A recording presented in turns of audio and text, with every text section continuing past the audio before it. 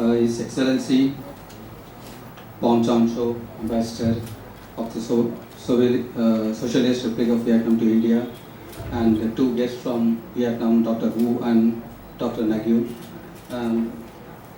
It's a really excellent initiative, and it's a good opportunity for the Indian investor also to interact and got to know more about the investment opportunities in the Vietnam.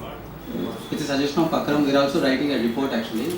What are the opportunities for the Indian investor investing in Vietnam, and also highlighting what are the recommendations that we can give so that there will be a good facilitation from both sides. So I like to brief out some of the things that I've just taken note of it.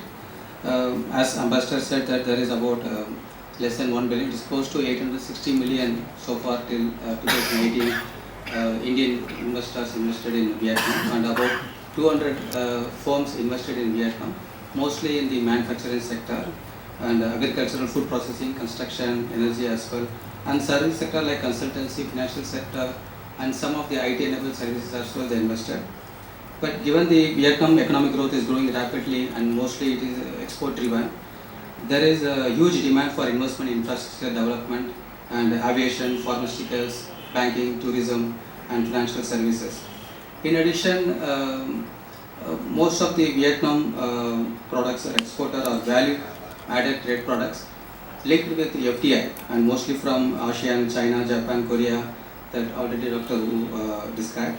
And this also shows that almost even globally, almost 70% of MNCs are linked in value chain based product, and the overall trade, 60% of trade is linked with global value chain. So unless there is a linkages with investment and regional value chain, there won't be any trade promotion as well.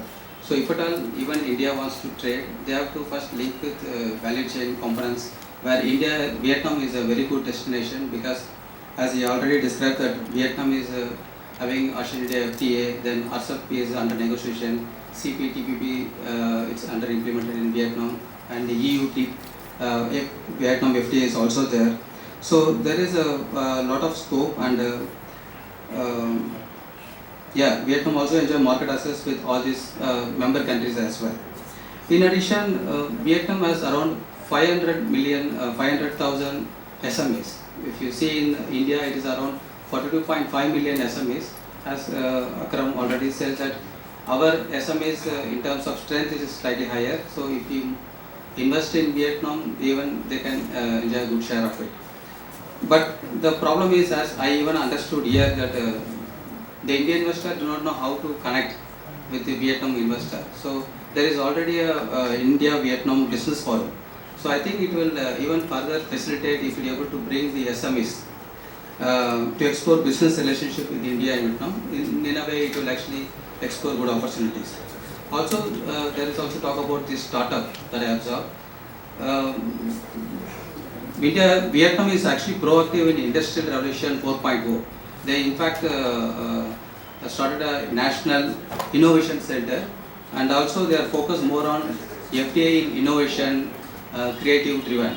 So as you know that startup in India is world largest, around 6,000 plus startups are there, and many are very successful.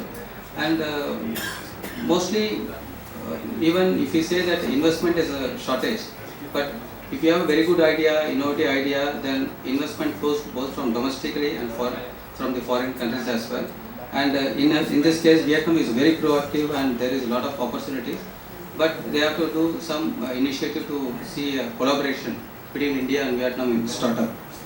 And there is also in the first session, Mr. Atul Kumar already briefed the experience of lines of credit. India also offering $1 billion to promote projects that support physical and digital connectivity with ASEAN and India, and also about 5 billion rupees project development fund specific to CLMA countries, Cambodia, Laos, Myanmar, and Vietnam. So Indian investor can explore the funding support that India is offering to establish a market, and also this funding is also to promote manufacturing hub in the CLMA countries. So in a way, this will also, Indian government side also boosting the investment and infrastructure development in these countries. In addition, most of the trade is actually happening through Gulf of Malacca to Vietnam. There is no direct land route connection. But government of India is also trying to boost the land connection, other way of connecting Vietnam. One is through trilateral highway and its extension.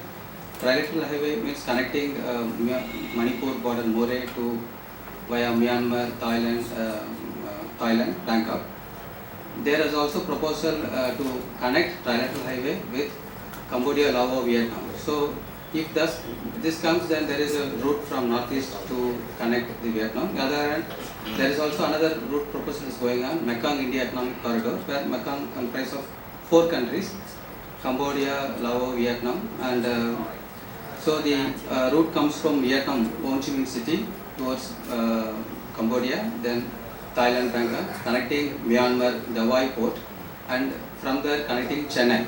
So if these two route comes, there is again a lot of potential opportunities in the industrial cluster, because there is also proposal on establishing a special economic zone in this corridor. So that there is a lot of opportunities as well. So I hope that